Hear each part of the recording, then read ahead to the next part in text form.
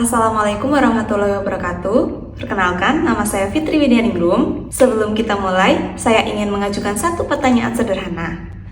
Mengapa ada negara yang berhasil berkembang dan menjadi negara maju, sementara negara lain yang memiliki sumber daya melimpah justru tertahan selama puluhan tahun di tingkat pendapatan menengah? Pertanyaan inilah yang menjadi dasar pembahasan kita hari ini mengenai Middle Income Trap atau jebakan pendapatan menengah. Topik ini sangat penting karena berkaitan langsung dengan masa depan perekonomian Indonesia. Indonesia saat ini telah berhasil mencapai kategori negara berpendapatan menengah. Namun, pencapaian tersebut bukanlah akhir dari perjalanan pembangunan. Tantangan berikutnya adalah bagaimana Indonesia dapat terus tumbuh dan bertransformasi menjadi negara maju. Jika tidak mampu meningkatkan produktivitas, inovasi, dan daya saing, Indonesia berisiko terjebak dalam kondisi yang disebut Middle Income Trap. Lalu, apa sebenarnya Middle Income Trap itu?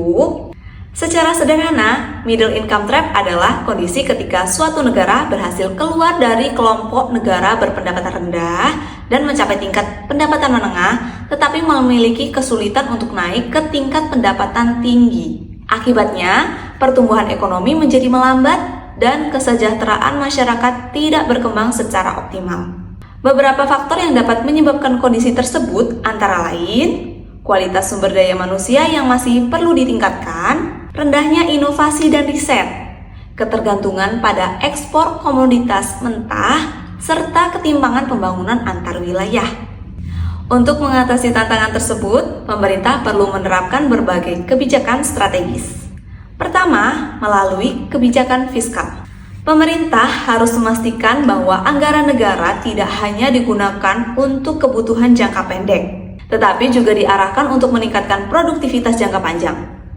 Investasi pada pendidikan, kesehatan, pembangunan infrastruktur, serta hilirisasi industri menjadi langkah yang sangat penting. Dengan sumber daya manusia yang berkualitas dan infrastruktur yang memadai, produktivitas nasional dapat meningkat secara signifikan. Kedua, melalui kebijakan moneter. Stabilitas ekonomi merupakan fondasi utama bagi pertumbuhan yang berkelanjutan. Oleh karena itu, inflasi harus tetap terkendali, nilai tukar rupiah harus stabil, dan sektor produktif perlu mendapatkan akses pembiayaan yang memadai. Tanpa stabilitas ekonomi, investor akan ragu untuk menanamkan modal dan pertumbuhan ekonomi akan terhambat. Ketiga, melalui pengelolaan utang luar negeri yang bijaksana. Perlu dipahami bahwa utang bukanlah sesuatu yang selalu buruk. Yang terpenting adalah bagaimana utang tersebut digunakan. Jika digunakan untuk membangun infrastruktur, meningkatkan kualitas pendidikan, memperkuat teknologi, dan mendukung transformasi ekonomi, maka utang dapat menjadi alat yang efektif untuk mempercepat pembangunan. Sebaliknya, jika digunakan untuk kebutuhan konsumtif, utang justru dapat menjadi beban bagi perekonomian di masa depan.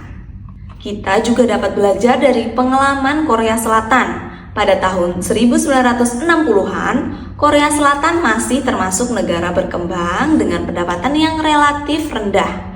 Namun, melalui investasi besar pada pendidikan, teknologi, inovasi, dan industrialisasi, negara tersebut berhasil bertransformasi menjadi salah satu negara maju di dunia. Pengalaman Korea Selatan menunjukkan bahwa pembangunan sumber daya manusia dan inovasi merupakan kunci utama keberhasilan transformasi ekonomi. Berdasarkan berbagai pembahasan tersebut, terdapat 5 langkah strategis yang dapat dilakukan Indonesia, yaitu meningkatkan kualitas sumber daya manusia, mempercepat hilirisasi industri, memperkuat riset dan inovasi, menjaga stabilitas ekonomi makro, serta mengelola utang secara produktif dan berkelanjutan. Sebagai kesimpulan, Indonesia tidak cukup hanya tumbuh secara ekonomi. Indonesia harus mampu bertransformasi menjadi ekonomi berbasis produktivitas, inovasi, dan nilai tambah.